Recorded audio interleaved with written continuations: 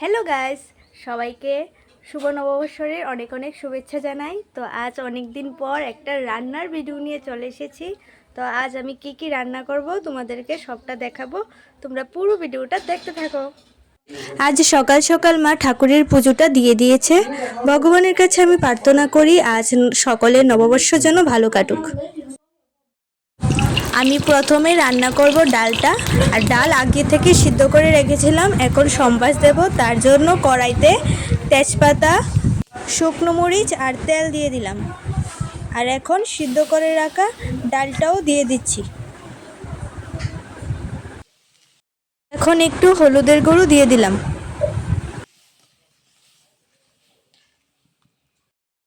আর আমি আলুর ঝুড়ি রান্না করব, তার জন্য প্রথমে আলুগুলিকে কেটে নিয়েছিলাম। এখন আলুগুলিকে কুড়িয়ে নিচ্ছি।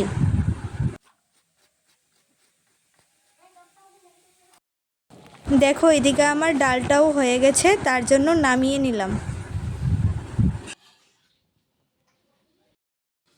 আর এখন মাছ রান্না করব। আগে মাছগুলিকে ভেজে নেব, তার জন্য মাছগুলির উপর হলুদের গুঁড়ো, গুঁড়ামরিচের গুঁড়ো আর লবণ দিয়ে মাছগুলিকে এখন একটু মেখে নেব।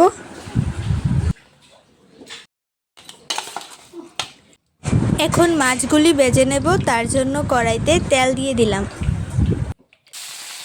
এখন মাছগুলি ভেজে নেব।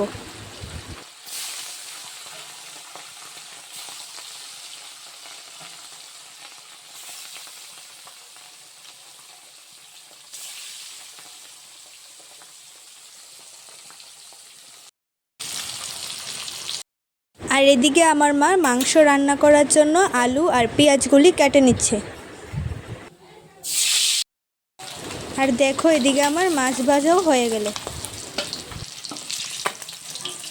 এখন বাদাম ভেজে নিচ্ছি।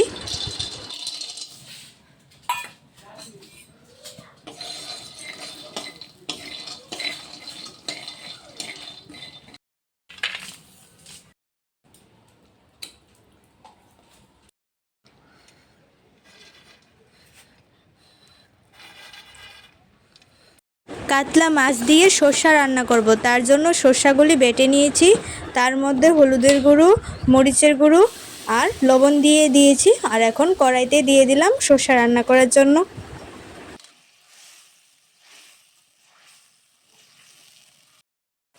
এখন মাছগুলি দিয়ে দিলাম।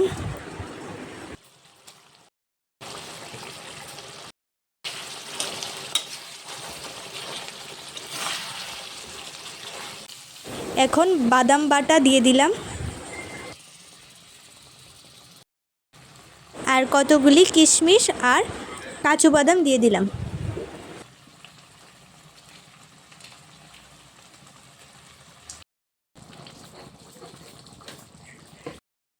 আর এখন একটু টক দই দিয়ে দিলাম।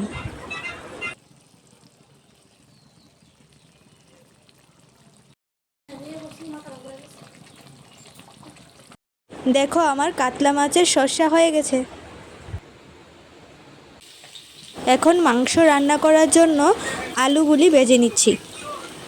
আলুগুলি দিয়ে দিলাম কড়াইতে, তার উপর হলুদের গুঁড়ো আর লবণের গুঁড়ো দিয়ে আলুগুলি ভেজে নেব।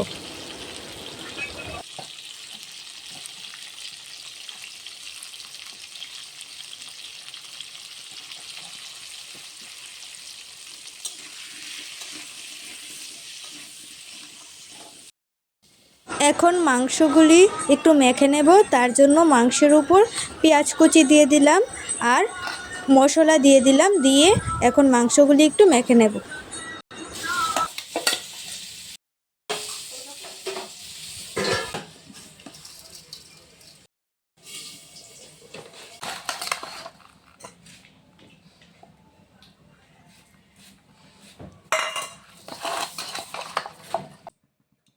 এখন মাংসটা রান্না করে নেব, তার জন্য কড়াইতে তেল দিয়ে দিলাম। তার মধ্যে তেজপাতা, শুকনো মরিচ আর পেঁয়াজ কুচি দিয়ে দিলাম। পেঁয়াজগুলি ভাজা হয়ে যাওয়ার পর তার মধ্যে মশলা দিয়ে দিলাম। এখন মশলা সহ মেখে রাখা মাংসটাও কড়াইতে দিয়ে দিলাম।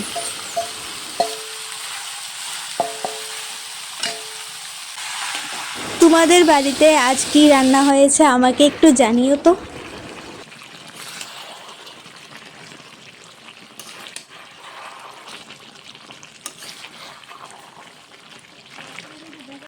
টক রান্না করার জন্য এখন টমেটো, আম আর পেঁপেগুলি সেদ্ধ করে নেব। এদিকে দেখো আমার মাংস রান্নাও হয়ে গেছে, তার জন্য নামিয়ে নিলাম। আর এখন টক রান্না করার জন্য কড়াইতে তেল, তেজপাতা আর শুকনো মরিচ দিয়ে দিলাম। আর এখন সবগুলি সিদ্ধ করে রাখা সবজি দিয়ে দিলাম, একটু হলুদের গুঁড়ো দিয়ে দিলাম। এখন বাদাম দিয়ে দিলাম, পরিমাণ মতো চিনিও দিয়ে দিলাম।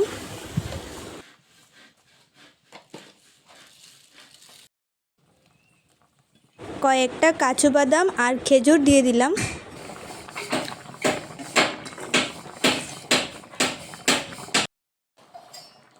এখন একটু ঘি দিয়ে দিলাম।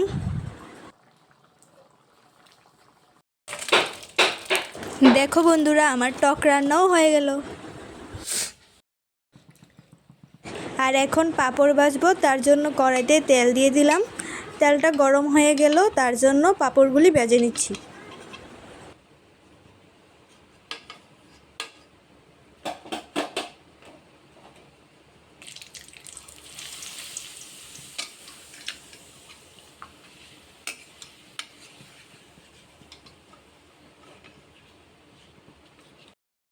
আর এখন আলুর ঝুরি করার জন্য কড়াইতে তেল দিয়ে আলুগুলি দিয়ে দিলাম।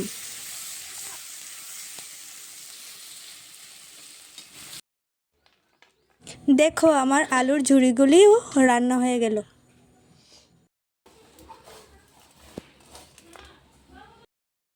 আর এদিকে মা ভাত রান্না করে নিয়েছে।